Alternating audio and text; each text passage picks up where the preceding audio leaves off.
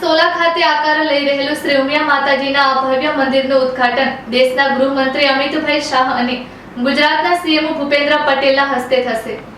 શ્રી ઉમિયા માતાજી સંસ્થાનો ઊંચા સંચાલિત મા ઉમિયા ધામ કેમ્પસ સોલા અમદાવાદ દ્વારા સમાજના ઉત્કર્ષ અને સુવિધા માટે ભવ્ય શ્રી ઉમિયા માતાજી મંદિર તથા આધુનિક boys and girls hostel building અને સુવિધાસભર ઉમિયા પાર્ટી પ્લોટના નિર્માણ અને વ્યવસ્થાઓની જાહેરાત કરવામાં આવી છે। શ્રદ્ધા, શિક્ષણ અને સામાજિક સુવિધાઓનો ત્રિવેણી સંગમ ધરાવતા આ પ્રોજેક્ટ્સ સોલા ખાતે આકાર લઈ રહેલું શ્રી ઉમિયા માતાજીનું આ ભવ્ય મંદિર સ્થાપત્ય કલાનો અદ્ભુત નમૂનો બનશે, જેનું નિર્માણ અંદાજે ₹67 કરોડના ખર્ચે કરવામાં આવી રહ્યું છે।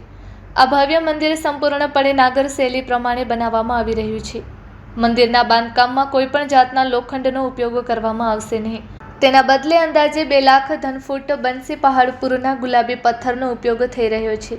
મંદિરમાં કુલ 92 આકર્ષક સ્તંભ હશે અને ગર્ભગૃહ એટલું વિશાળ હશે કે જ્યાં એક સાથે 500 શ્રદ્ધાળુઓ દર્શન કરી શકશે। વડીલો અને દિવ્યાંગોની સરળતા માટે મંદિરમાં 2 લિફ્ટની વ્યવસ્થા પણ કરવામાં આવી છે। Report by Ashwin Limbachiya, Ahmedabad. માતાજી સંચાલિત સોલા કેમ્પસમાં શૈક્ષણિક હેતુઓને ધ્યાનમાં રાખીને બોયઝ અને ગર્લ્સ હોસ્ટેલનું જે નિર્માણ થયું છે, 400 રૂમ છે, 1600 દીકરા દીકરીઓ એમાં રહેવાની સગવડ છે।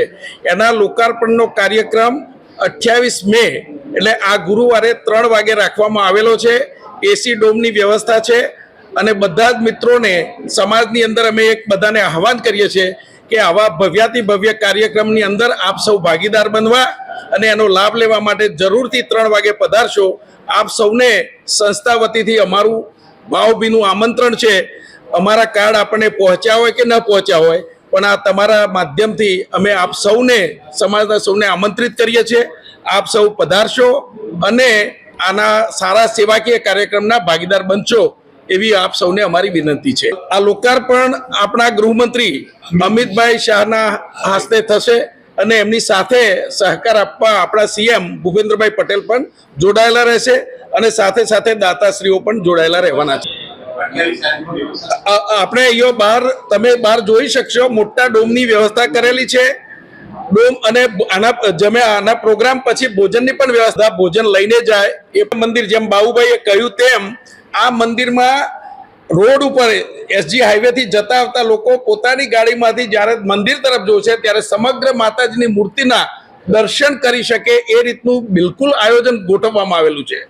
પ્રાયોરિટી હતી, કારણ કે ગરીબ વિદ્યાર્થીઓને રહેવાની સગવડ પહેલી આપી દઈએ તો એક સારું કામ થાય એ હેતુથી મંદિરનું કામ ને પણ થોડું સ્લો ચાલે, પણ એની સાથે સાથે રહેવાની અને શૈક્ષણિક વ્યવસ્થા પહેલી ઊભી થાય એની પ્રાથમિકતાને ધ્યાનમાં રાખીને બહુ જ અમારા અહીંયા બધા કાર્યકર્તાઓએ એટલું બધું ધ્યાન રાખ્યું છે કે આ જલ્દીથી જલ્દી આ પ્રોજેક્ટ જે ઝડપથી પૂરો થયો છે એ તમે કલ્પના પણ ન કરી શકો।